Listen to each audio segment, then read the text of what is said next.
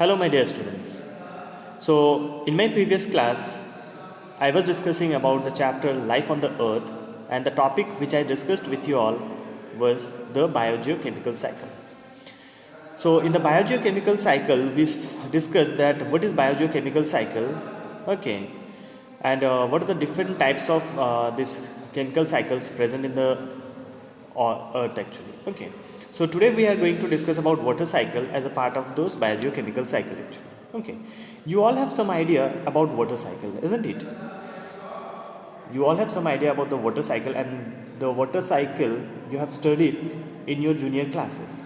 So the same topic water cycle we are going to discuss today, okay, in our class.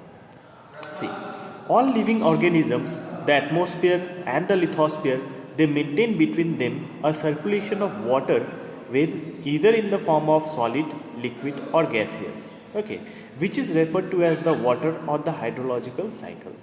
Okay, so basically the living being organisms, okay, the living organisms, all the living organisms, the atmosphere and the lithosphere, okay, they maintain a circulation of water actually, okay, which is known as the hydrological cycle.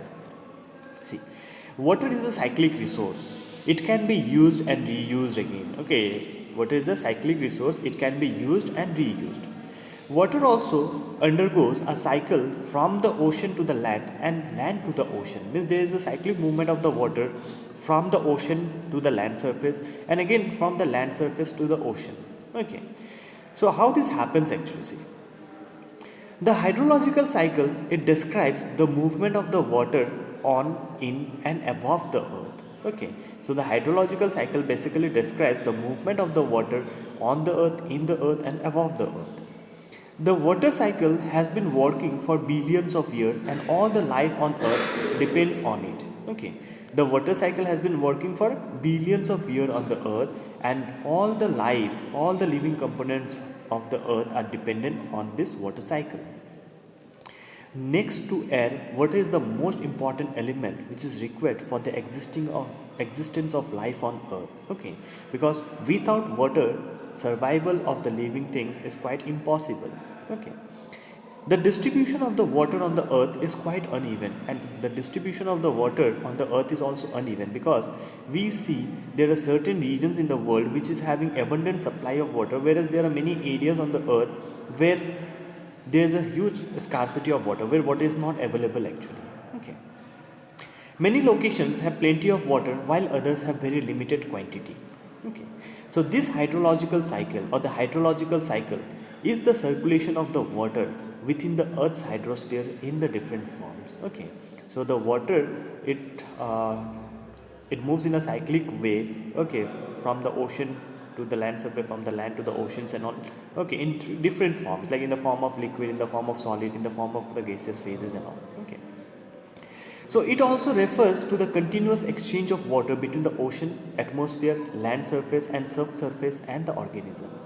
So hydrological cycle can also be referred to as the continuous exchange of the water between the oceans, the atmosphere, the land surface, the subsurface as well as the organisms. Okay.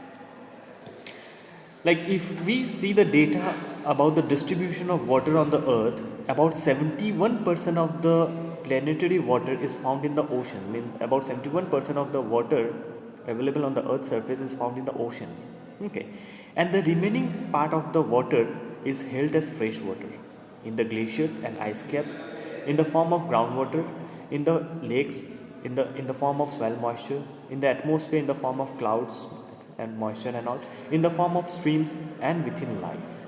Okay, nearly 59% of the water that falls on the land returns to the atmosphere through evaporation from over the oceans as well as from other places.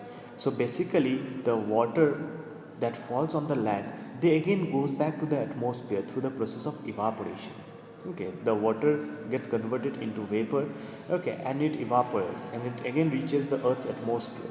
Okay, and in the earth's atmosphere the condensation takes place, and after the condensation takes place, what happens, they again fall on the earth's surface in the form of rain, snow and all. Okay, the remainder of the runoff on the surface infiltrates into the ground or a part of it becomes glacier. Okay, so 59% of the water which falls on the land, it goes to the earth, atmosphere in the form of evaporation.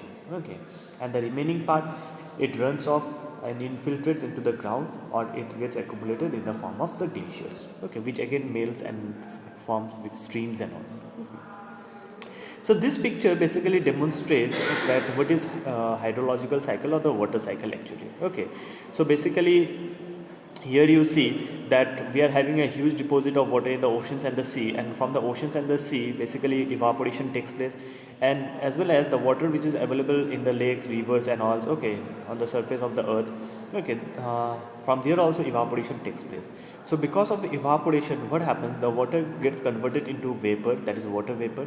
Okay, and it reaches the atmosphere, and on reaching the atmosphere, okay, the water vapor starts cooling down, that is condensation starts taking place. Okay, and because of this condensation, what happens, the water vapor, it again gets converted into water.